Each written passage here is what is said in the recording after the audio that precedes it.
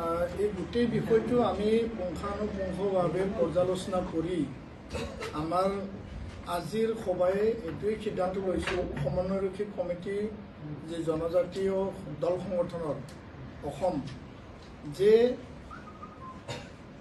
প্ৰয়োজনত আমাৰ সিদ্ধান্ত আমি অলৰেডি ল'লোঁ।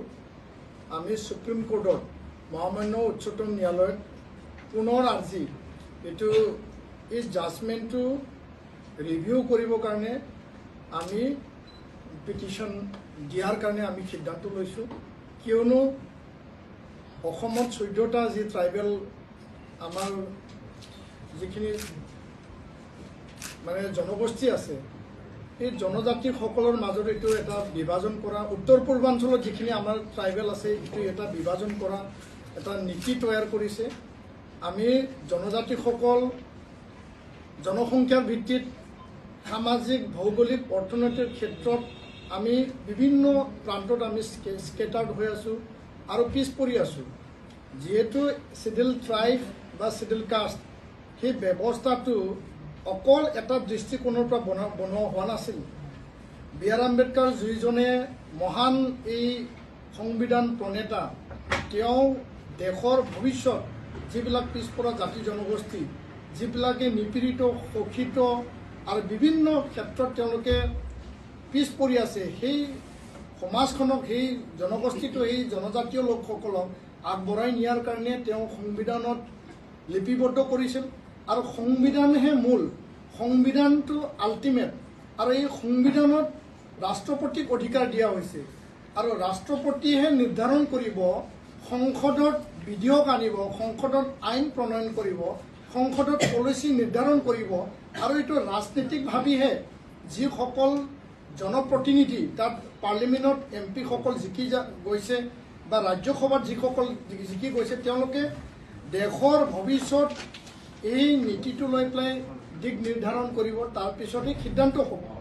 সেইটো এনেকুৱা নহয় যে কোনোবা পাঞ্জাৱ কোনোবা অন্ধ্ৰপ্ৰদেশৰ সেই বিশেষ যি এটা মানে ট্ৰায়েল আৰু এই জাজমেণ্টটো লৈ পেলাই সমগ্ৰ দেশত বলবৎ হোৱাকৈ 341, 342টো আওকাণ কৰি আৰ্টিকল 15 সাবক্লজ 4, 16 সাবক্লজ 4ক আওকাণ কৰি পেলাই যে উচ্চতম ন্যায়ালয়ে মহামান্য D.Y. চন্দ্ৰচূড় মুখ্য ন্যায়াধীশৰ যি এটা বিচাৰপীঠ 7জনীয়া আছিল, তাৰে 6জন তেওঁলোকে এফাৰ্মেটিভ একশ্যনৰ কাৰণে লিখিছে, এজনে তাৰ বিৰোধিতা ডিচেণ্ট নোট দিছে। তো এই ব্যৱস্থাটো এনেকুৱা নহয় যে তেওঁলোকে আৰ্টিকল 142ৰ অধীনত মানে এটা জাজমেণ্ট দিব, সেই জাজমেণ্টটো লাগু কৰা হ'ব, তাত জনজাতিসকলৰ ঐক্যতা থানবান হৈ যাব, ডিভাইড হ'ব।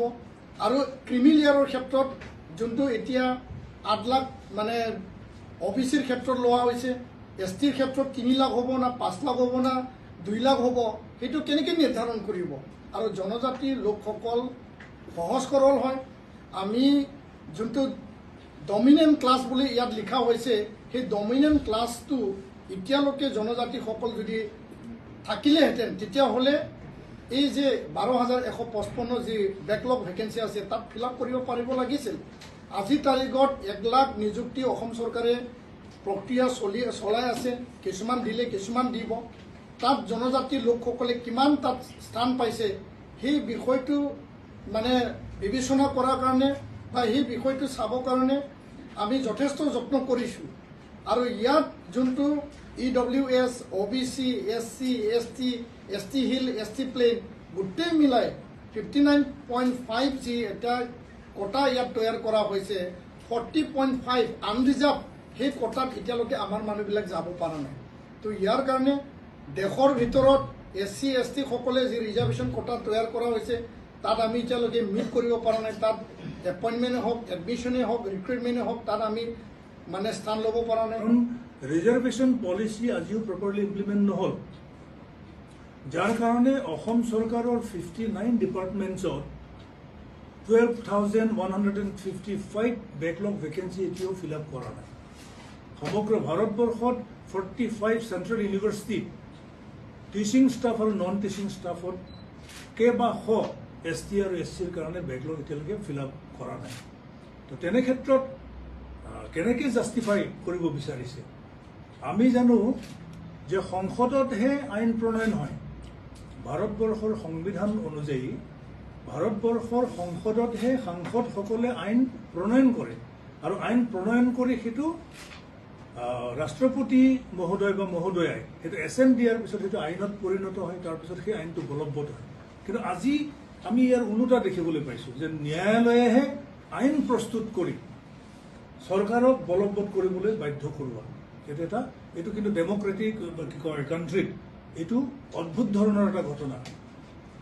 ভাৰতবৰ্ষৰ সংবিধান উলংঘা কৰাৰ এটা মানে পৰম্পৰা ডেভেলপ হৈছে, যাৰ কাৰণে আমি কৈছোঁ যে কেন্দ্ৰীয় চৰকাৰে এই যিটো ৰায়দান এইটোক যদি বলপূৰ্বকভাৱে SC আৰু STৰ ওপৰত জাপি দিব বিচাৰে তেতিয়াহ'লে নিশ্চিতভাৱে আমি চিচিটোৱা হিচাপে আমি ন্যায়ালয়ত আমাৰ আৰ্জি আমি পেছ কৰিম।